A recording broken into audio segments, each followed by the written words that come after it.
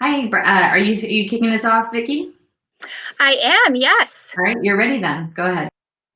Okay. Hello again, everyone, and welcome to the main event of the NODE.Health Digital Medicine Conference. It's our fourth annual Evidence Matters Awards. And just a quick note of our plan for this session. So, in the process of preparing for the awards, our judges have reviewed our record number of submissions for rigor, innovation, and scalability. We narrowed it down to 3 finalists, which you'll hear from today. Each of the finalists will start with a 6-minute presentation and then 4 minutes for live Q&A with our esteemed judges. We will be looking for gold standards in evidence generation and for best practices that we can share within our NODE.Health community. I'd like to quickly introduce our esteemed panel of judges, which we will see during the Q&A. So a special thank you for your expertise and time throughout this process. So we have Ruth Masterson-Krieber, Andrew Auerbach, Jennifer Gentile, Sudipto Srivastava, Anna Andoni, and Ben Rosner. So thank you all. And without further ado, we will start with our first presentation. So I would like to introduce Jane Snowden, the Associate Chief Health Officer of IBM. Welcome, Jane.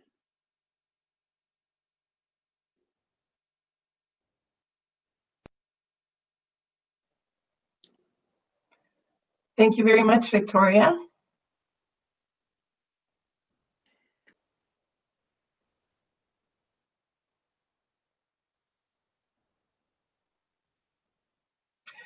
Good afternoon. Thank you very much to NODE.Health and the Evidence Matters competition for the opportunity to share our story. Care management tools are typically utilized for chronic disease management. Sonoma County, California government agencies employed advanced health information technologies and interagency process improvements to help transform health and healthcare for socially disadvantaged groups and other displaced individuals. This unique application of innovative care management tools addresses clinical and social determinants of health, which are impactful to overall health and self-sufficiency. Lack of affordable housing, mental health, substance abuse, and natural disasters have contributed to a growing homelessness crisis in California, estimated at 38 per 10,000 people in 2019, or twice the national average. Sonoma County, with a population of 500,000 people, has the third highest percentage of unsheltered homeless individuals in the United States, with 60 homeless per 10,000. Recognizing an unmet need for a better way to support their most vulnerable citizens, Sonoma County prioritized their safety net system, which refers to services such as behavioral health, assistance with obtaining food and medical benefits, and financial assistance in early 2017. While initiating the work plan to support improving their safety net system, the Sonoma County complex fires hit. Sonoma County went from being a tranquil place to a place of chaos, which sadly happened again with the wildfires in 2019 and 2020. State and local government agencies are faced with budgetary, organizational, and legislative constraints, as well as increasing demand for services. Typically, agencies are separately funded, staffed, and operate in silos of service with limited interagency integration.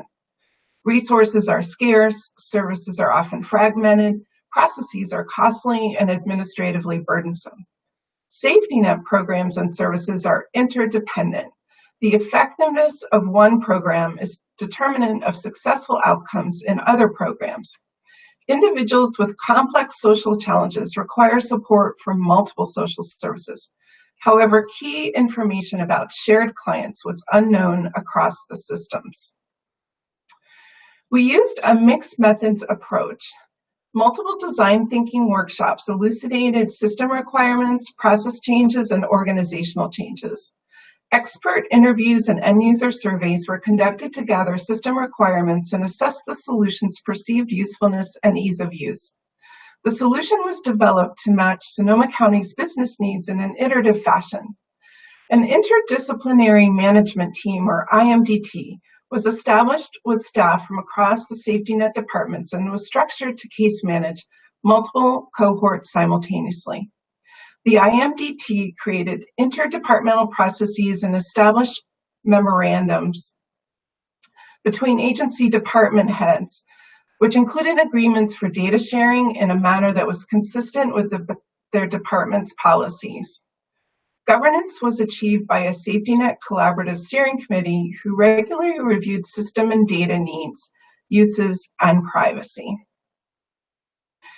IBM implemented a data integration hub, IBM Connect 360, and a care management and coordination system, IBM Watson Care Manager, in 90 days for Sonoma County. The solution brought together data from more than 91,000 resident records from 4 sources, including CalWIN for eligibility, SWITS for drug and alcohol dependency, Avatar for mental health, and IGS for justice, by using proprietary and highly accurate probabilistic matching and search algorithms, and created a single virtual record for every individual. The solution allowed the IMDT to create and manage a new fire displaced cohort, perform assessments, record case notes, set care plans, and match client needs with community service providers. The solution applies best practices such as management of comorbid conditions through structured programs built in alignment with evidence-based medicine, quality standards, and regulatory requirements. The solution is available on laptops, tablets, or mobile devices to achieve Access Sonoma goals of improving health and self-sufficiency, increasing housing placements, improving referrals and sustained engagement of clients, increasing coordination of services and reducing duplicate services, and decreasing expenditures per client and family. Since the solution launched, over 4,000 individuals have enrolled across 6 cohorts, including the emergency rapid response cohort for people displaced by the wildfires during a community-wide crisis. Overall, 80% of the enrolled receive social services needed, and 72% have been housed and are off the streets.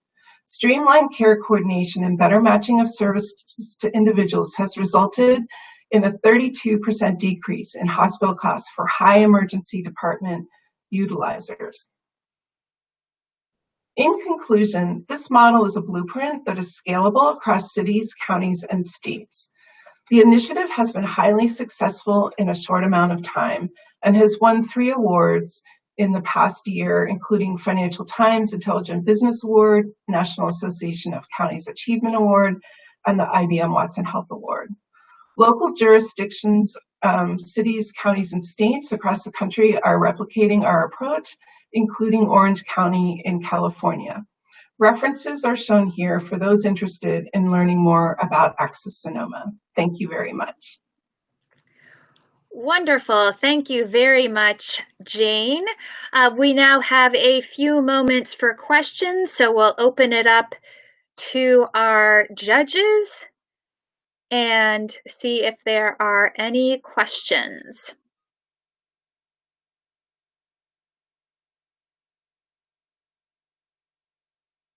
If we have our judges on, here we come. Great. Welcome, judges. Thank you again. We have Ben and Andrew. I'm happy to start while we're waiting for others to pop up on the screen. So, Jane, thank you for the important work you and your colleagues have done.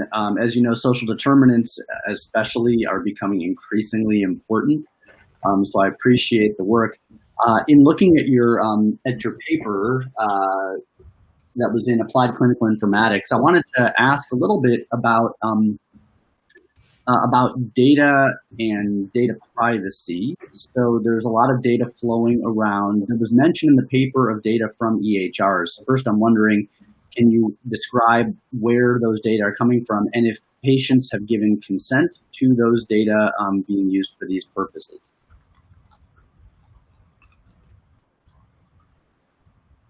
And the clients that have been helped through this system do give consent for their records to be shared amongst the various agencies for use. And this enables better transparency for the care workers, supervisors, in order to pull together the best coordinated approach to meet the needs of those clients. In addition, there is some data that is proprietary, for example, from the justice system, and so there are specific roles and views that are in the system that enable access only to those people that are permitted to do that. Thank you. Great, thank you. We might have time for one more quick burning question, if there are any. I'll ask one more. Hey, Dr. Snowden, thank you so much for your fantastic presentation. It's very, very original presentation. I just wanted to ask a little bit more about generalizability. You did mention that there's Orange County is interested in this as well. But when you think about the implementation and generalizability, who would you say are the key stakeholders that other cities need to get involved in order to implement this?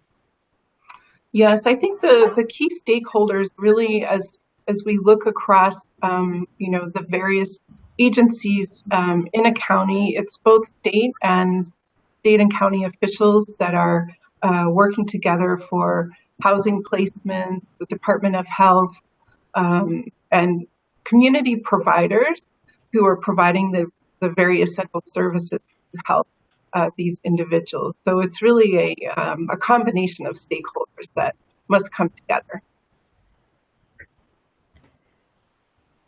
Terrific, thank you. And any final quick questions from the team?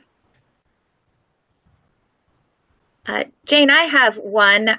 So in a few words, this seems like something that could have happened at any time in terms of connecting patients with social needs. So what do you think is the one reason that this is working now? Well, it's really all about, connected compassion and bringing care to clients. And I think we're living in times that are very challenging for many, many reasons. And I think COVID has exacerbated that. And so there's really increased demand for mental health services, financial assistance, and food assistance. So I believe that this solution can really help to streamline workflow, reduce costs in order to meet all of the demands that we have.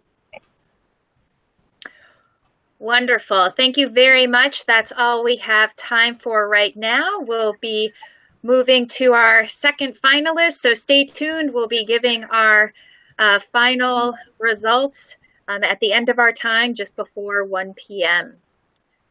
All right, now I would like to welcome Paul Leong, the Chief Medical Officer of Smileyscope.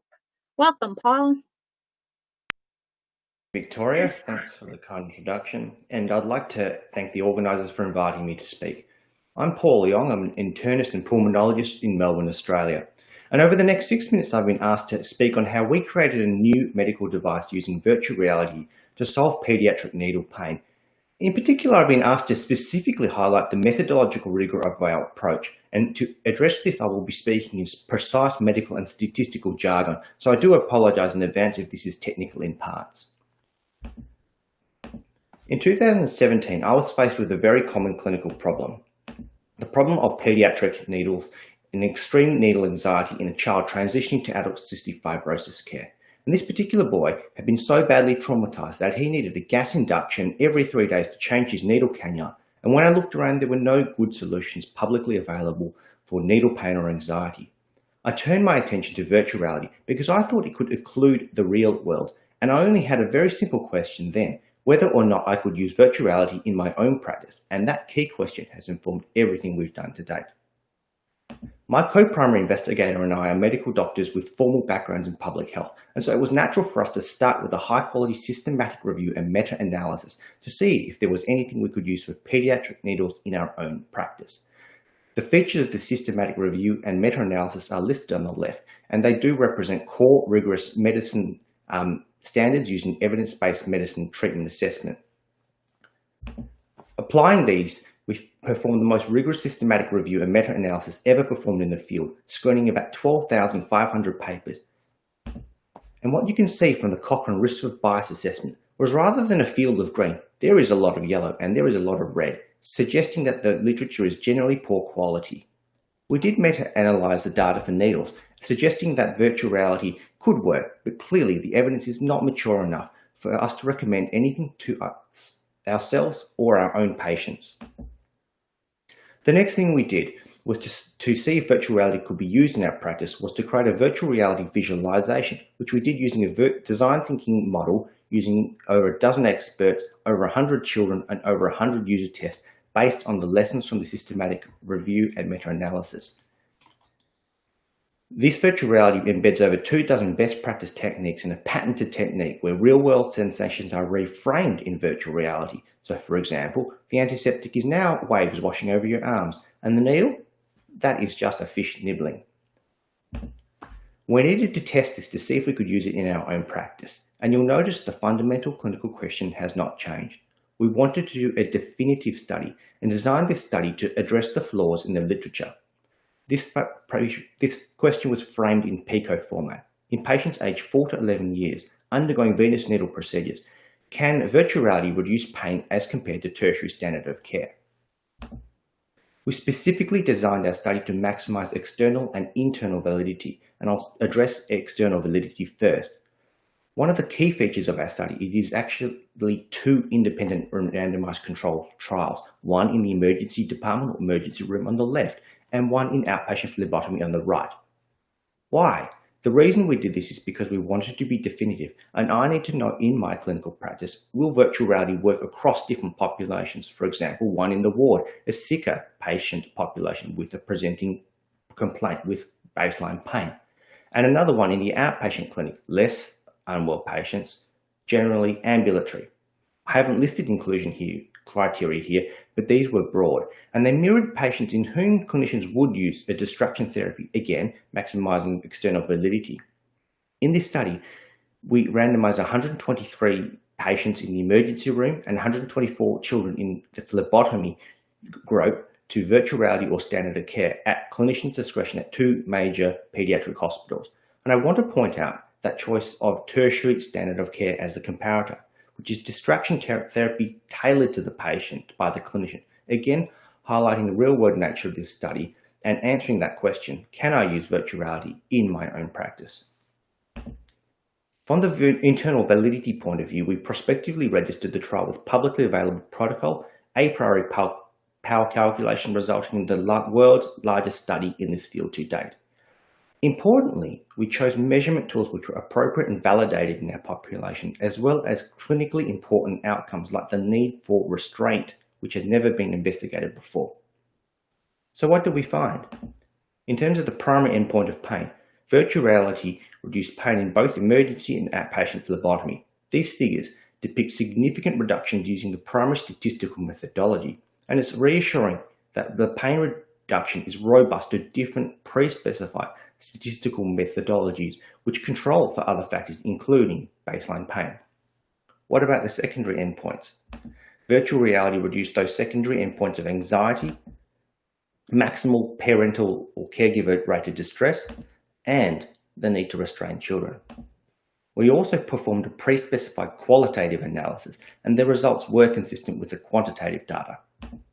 So in summary, we performed a conclusive study, the world's largest study investigating virtual reality for pediatric needles, finding consistent reductions across pain, anxiety, distress, and the need for restraint.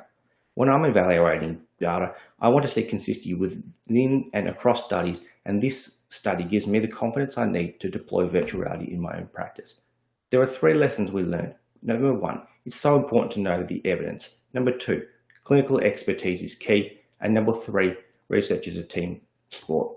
It's been a really enjoyable journey of marrying best practice and evidence into a neglected field, and we're inspired by the difference we've made to over 10,000 patients to date. Thanks for your attention, and I'll take any questions. Fantastic. Thank you, Paul. We'll now open it up to questions from our judges as they start to populate. Okay. I'd love to go first with a question. Dr. Leong, thank you so much. As a pediatric health psychologist and having been in this situation and worked in hospital settings, this is an absolute need that you folks are meeting.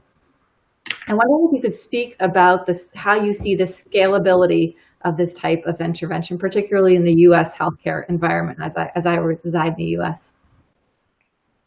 Yeah, so with regards to scalability, I think that's a key challenge for any of these types of interventions. This is mostly dependent upon the presence of a virtual reality headset.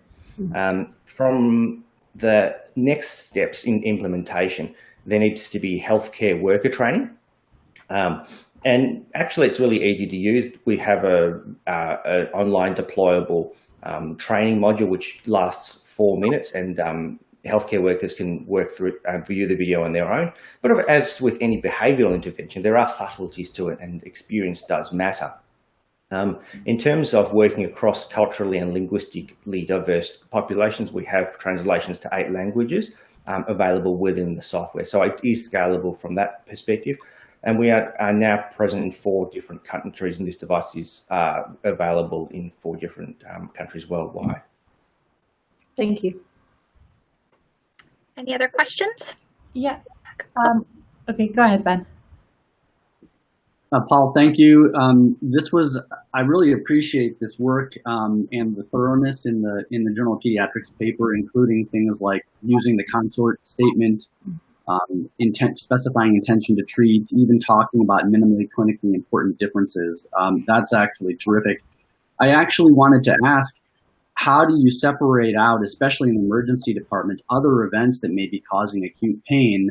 The patient may be there with some other painful condition, maybe had received some other treatment for pain that could account for some of the changes that you saw. Yeah, I think you dropped out there for a second, and I think the question was regards to what were the other influences on pain that we saw, and did they make a difference to the efficacy of virtual reality? So we didn't particularly go out to study abdominal pain or wrist fractures or anything like that, but what we did try to do is look at controlling for those with the multivariate linear regression. We didn't find any difference according to baseline pain. The systematic difference that we did find across the 2 populations, though, in emergency department and pathology, was that in the emergency room, pain went down when you use virtual reality. And to do that, it's because the children had a baseline level of pain.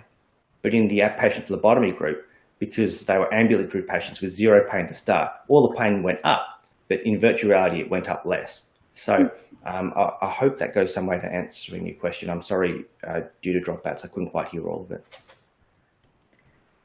All right, last question, Anna. So I just have a question.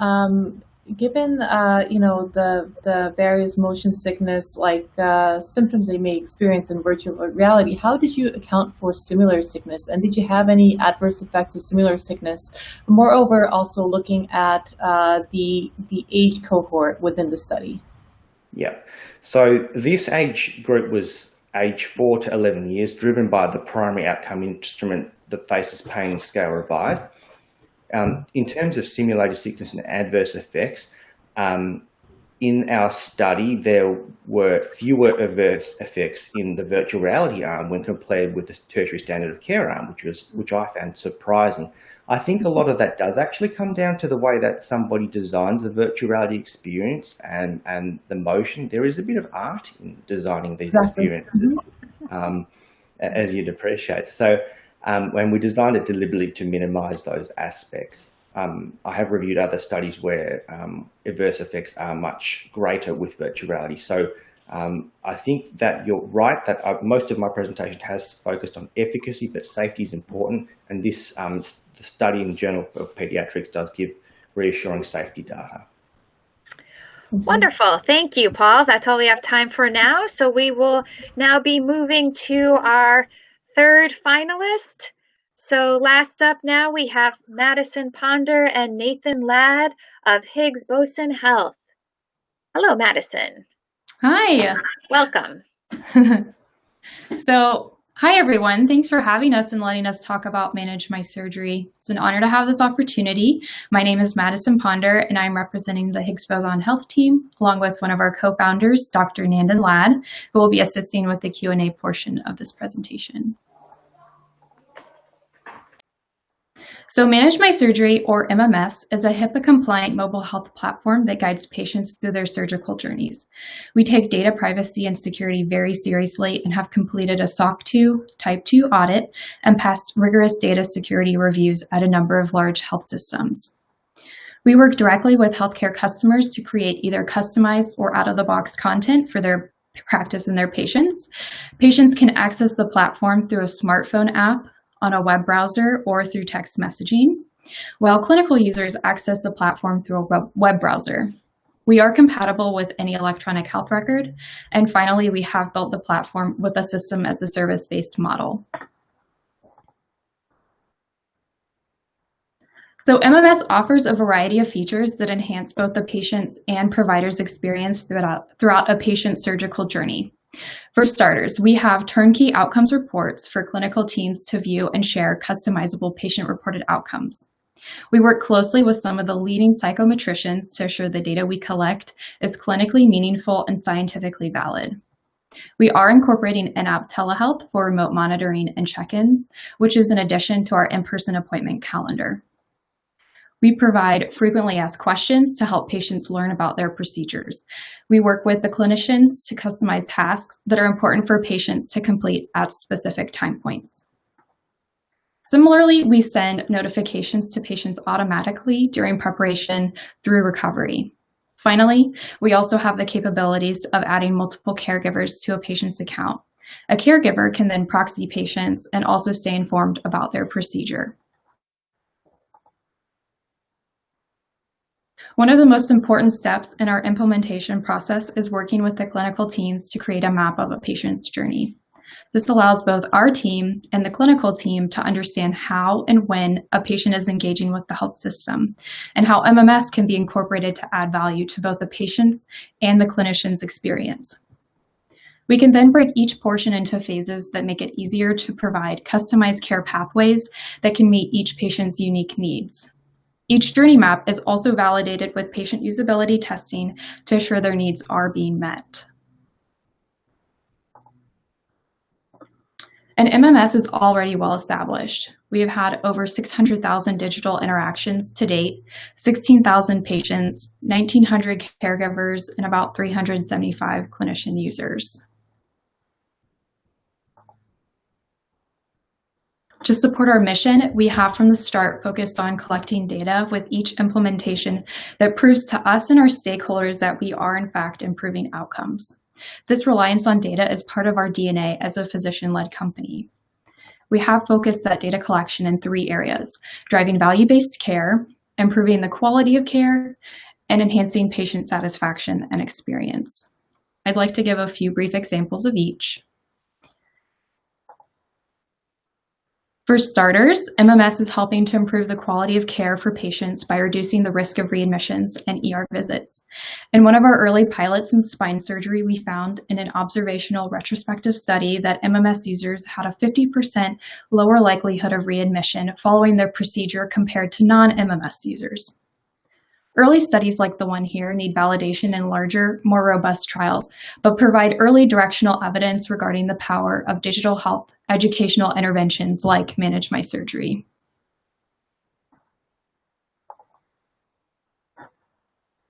Another example is from a pilot we completed in gastrointestinal endoscopy.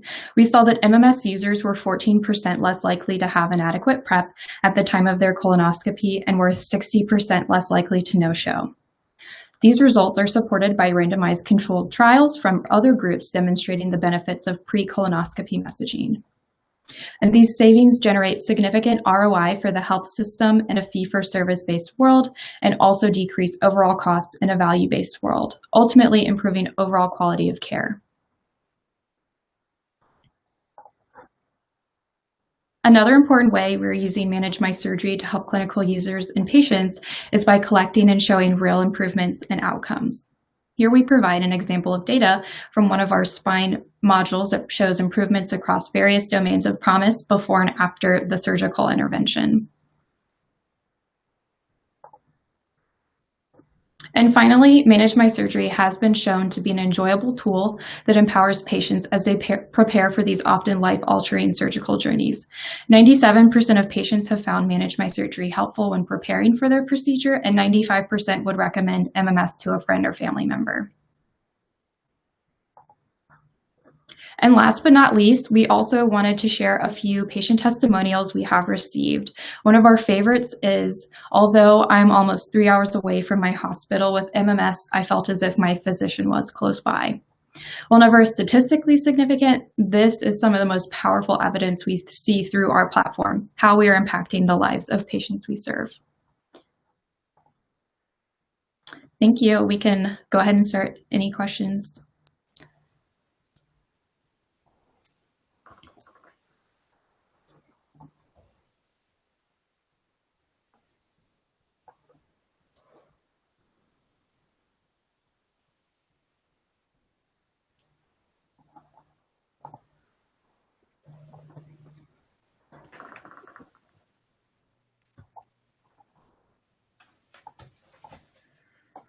All right, fantastic. Here we are. Great.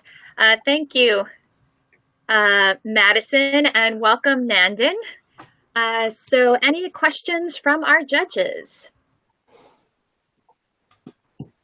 Sure. I'd love to ask a question about how you help patients with lower education levels, technology literacy levels, that type of thing in accessing your service and looking at, and I should also say thank you, and the results are quite impressive.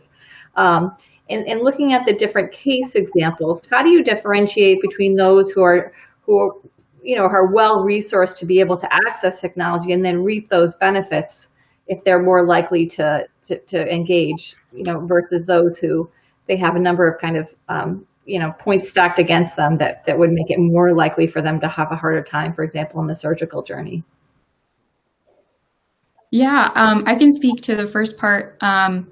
So we make sure that all of our educational materials are at a 6th grade reading level.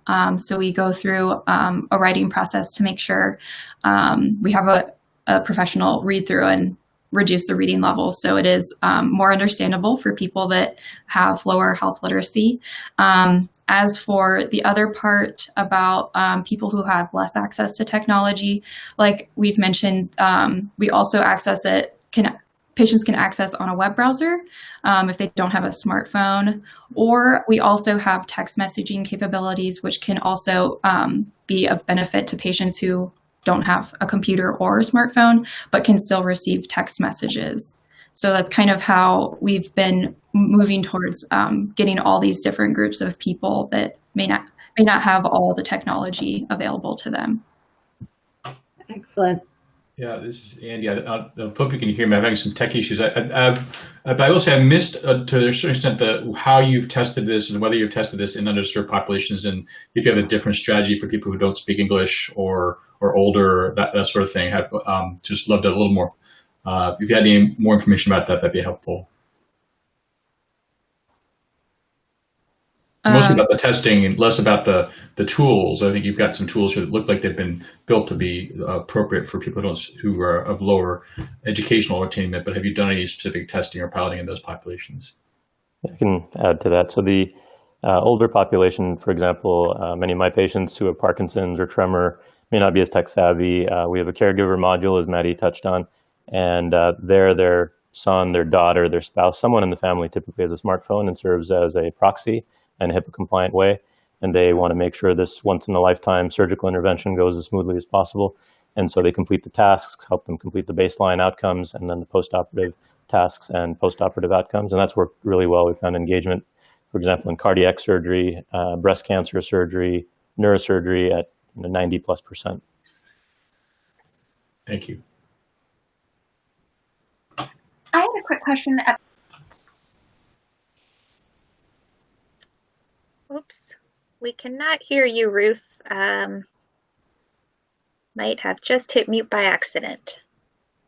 There we go. Okay, yep. I had a question about your readmission rates. That slide went quite quickly, so I was just wondering if you could talk a little bit more about whether or not people were randomized to receive the MMS versus the control, or if that was just a retrospective review of people who had opted in versus those who had not. And if you had done any kind of case matching, you could just speak a little bit more to the methods from your readmission slide. That would be great. Sure. So that was a population-based cohort study. It was those that opted in versus those that did not. And we've done that for each of our modules just to, one, demonstrate feasibility that patients across different areas of medicine, different areas of healthcare can have benefit from a digital health platform and tool, and then also to help guide further randomized trials. So in that one, readmissions, even though it was cut by half, we can now power an RCT that will require more than 1,000 patients with readmissions as the primary endpoint. In gastroenterology, the value proposition is slightly different. It may be inadequate prep. And so, through these sort of cohort studies, it helps us identify what the key value proposition is based on the area of medicine. Thank you. Fantastic. Thank you both for sharing with us today. That is all we have time for in terms of questions. So at this point, the judges will be going into a breakout room for the next few minutes, determine the winner, and we will be back momentarily. I'll be turning it over now to Brian Vanwinkle, the Executive Director of NODE.Health. Thank you. Hi, everybody. Just a note to the judges how we're going to be managing this. The judges, you're going to see kind of a yellow banner over the top of your screen. It's going to say Manage Breakout Rooms. Click that button and join Breakout Room 1. That's where we're going to have you guys deliberate. So if you have any questions, please let me know. But I'm looking for you all to disappear into that. And in the meantime, I'm going to go ahead and bring Brian Vanwinkle up to talk to you guys some more about NODE.Health.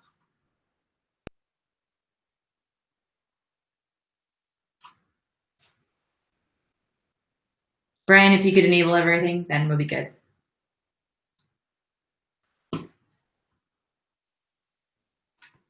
think I'm good to go. Yeah, Emily? Okay, great. Yeah. Awesome. Well, welcome, everybody. That was fascinating. My name is Brian Vanwinkle. I'm the Executive Director for NODE.Health. So I'll spend 10 minutes while our experts are deliberating what I'm sure to be is a hard decision. Vicki mentioned that this was an incredible year for NODE.Health for a lot of reasons. One is this competition, and the amount of submissions and interest that we received was incredible. The other thing was the quality of the submissions were really high. And so, in years past, we would receive a lot of marketing submissions, a lot of publications and writings, but not much research and not much evidence. And so I think what came through in a lot of these presentations was the amount of research and evidence behind that. I'm going to spend a little bit of time talking about why we do the Evidence Matters Awards, and then more specifically around our verification and validation service that we do at NODE.Health. So, one of the reasons we do the awards is obviously we want to celebrate researchers, companies, and innovators that leverage best practices, improving their solutions. We want to celebrate that. The second way we do that, or the second reason we do that, is to identify best practices, lessons learned, things we can learn from failures, and then share with the greater ecosystem. So in January or February, we will hold a webinar where we actually share a lot of the best practices, both in successes and failures, from years past evidence competitions and then this year. The other reason we do it is because we, as NODE.Health, also support research. And that's what I'm going to talk about for the next 6 or 7 minutes, and I'm happy to answer questions around that service. But NODE.Health's mission is to create, gather, and share best practices and evidence to accelerate the rate of adoption for digital medicine. when we say create, NODE.Health does more than just talk about best practices or gather or write. Because there's a gap in the industry for supporting technologies and gaining that evidence, NODE.Health supports those technologies in doing just that. So in some ways, we are one part contract research organization with an expertise in digital medicine, and we are one part consulting firm that can help technologies really manage the process from understanding what types of evidence they might need to the types of study designs that might be appropriate for their solution and the maturity of the company that they're at, and then potentially ushering it through to publication. So we call it a 4-phase process. Phase number 1 is what we call discovery. Phase 2 is protocol design. Phase 3 is study facilitation. And phase 4 is publication and research. So a lot of companies, again, come to us and say, NODE.Health, we would love to prove the efficacy of our solution. We don't know where to start. This ecosystem is incredibly complicated. Can you help us? And so that's why we've designed the discovery phase to be a little bit of research in terms of what is the technology trying to do or trying to prove. And in doing that, we bring together a panel of experts, both leveraging our internal research team, as well as members of our NODE.Health network that have identified themselves as researchers, clinicians, or experts. And then where necessary, we go beyond our network to welcome in experts to be part of that group as well. And so it often takes the form of interviews, panels, focus groups, the outcome of which is a report back to the solutions owner, the innovator, or the company, saying this is what the experts said. Breakout This manager. is the feedback that our experts have received in terms of the most appropriate outcome. This can now help you guide, this can guide designing the protocol. The second phase is protocol design, where we will match, identify, or leverage our internal team, a principal investigator. This is somebody that is the lead of the research project and is largely taking a lot of the responsibilities associated with that protocol design. The third phase, I said, is facilitation. So whether it's leveraging our own network or reaching out to new members or new organizations and letting them know that there's a research opportunity, that's where we are identifying enrollment sites, if that's necessary. And then, of course, the fourth phase is publication. For all the technologies that come to us, for all the companies that come to us, they don't have to go through all 4 phases. Oftentimes, we'll just take them through one phase. There has been a lot of situations where we go through the entire phase. And then at the end, the publication can either be private or public. The only thing that we talk to the companies that we support or the solutions that we support is we very much want to identify the best practices that we can share across the board. So some example projects range anywhere from supporting a technology and developing a COVID education app that was targeted to consumers so that they could understand more about local trends for rates of COVID. Another was applications for artificial intelligence within CT scans in an emergency setting. There's a cardiac monitoring device technology that we supported through all 4 phases, and that actually reached FDA clearance. And then another project I'll just highlight at a very high level was a transportation organization trying to prove that shared transportation could reduce readmissions and increase on-time starts or on-time appointments. So that's what the verification and validation service does. We're incredibly proud of it. We do it, as I mentioned earlier, for 2 reasons, which is one is we want to play a role in supporting technologies gain evidence, but then more broadly, the lessons we learn in supporting the validation gets funneled into conference discussions, into panels, into work groups, into white papers, and even into our educational services that we provide. I've referenced early in the week the Sunday fundamental class that we put on. So that's a little bit about the verification. I'm expecting Vicki to come back on any second now, but I'd love if people had questions, you can either chat or jump in. I often get a lot of questions around the verification services. So I'm going to monitor this chat, and then I'm sure we can bring on anybody on stage if they have questions. And I will fill. Well, that's perfect timing. I think the judges are ready to go. We are right on time. So Vicky, there you are. I was just about to get nervous. I was all out of things to say. Thank you, Brian. Perfect timing. Very good. All right. Once again, we would like to thank the 3 fantastic finalists for presenting today, and to thank all that submitted to the awards competition this year. Please join us again next year. We would love to see additional submissions and again raise the bar in evidence in digital health. So once again, thank you to the judges. Without further ado, I would like to announce our winner of the 4th Annual Evidence Matters Awards.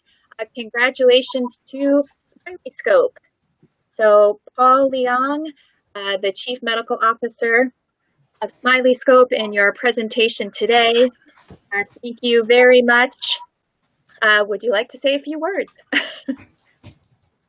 Look, thank you so much for the opportunity to present and to be involved. It has been a really inspiring journey of taking a clinical problem, a background in evidence-based medicine, and being able to implement it to make a difference to patients. And to me, that's what it's all about, and being able to feel so privileged to be able to be part of that journey every day to interact with patients, to help patients.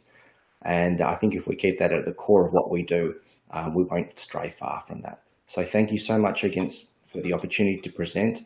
Thank you to the judges and to the audience, and I'm really honoured and humbled to receive this award. Terrific. Thank you, Paul. We were especially impressed with the rigor behind your studies, and especially the description of that in your presentation. So thank you so much for participating, and congratulations. And also, as a reminder, for our winner, you will be participating in NODE.Health learning sessions in the upcoming year. So for those interested, please stay tuned and look out for those announcements. We will also look to co-author publications featuring best-in-class study design features, which we would love to include Smileyscope in. And you will also be featured as Best in Show on NODE.Health's website. And we would love to invite you as a judge for next year. So thank you once again. We have actually a few extra moments, so I just wanted to open it up and see. We're seeing some congratulations, but wanted to see if there are any questions from the audience before we go today.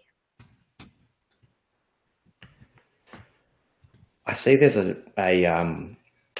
question from Olga about the publication of this work. Yes, Olga, these 2 studies have been published. The references are on the slides. The PLOS One paper is open access, and but the Journal of Pediatrics one should be available through your institution or through Access. Paul, is it possible to post the link here to the study in the chat box? I don't have it to hand. I can tell you the reference. So the PLOS One article is Chan et al. PLOS One, I think it's at 2018. And the second study I spoke of is Chan et al., the Journal of Pediatrics. Terrific. And as mentioned, keep an eye out for future sessions in 2021 where we'll perhaps get to learn a bit more. Oh, and are you on LinkedIn? That's a good question. I am. Yes, I am on LinkedIn. It's the only social network I'm on, but I am on LinkedIn. Good for you. I'll post it right now. I found it in case anyone's interested in the study. Thanks. All right. Fantastic. Anyone else with any final questions? I'm just posting the sources for the other finalists as well, just so that so give me a sec here. Absolutely. And I just wanna congratulate all three of the finalists. I mean, you all three were picked as the top of the pack from all the submissions, and the kind of work you're doing is a rising tide that is lifting all boats. You're pulling the industry in your direction, because what we need credible evidence around digital medicine. So so you're all doing fantastic work. Please keep it up. Hear, hear. Thank you, Ben.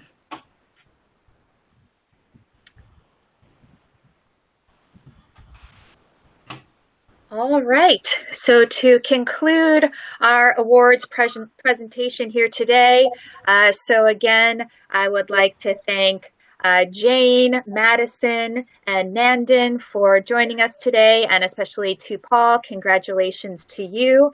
I would like to again give a special thanks. Again, we had a record number of submissions, so thank you, judges, for all your time and effort and expertise. We truly appreciate it. We could not do this without you.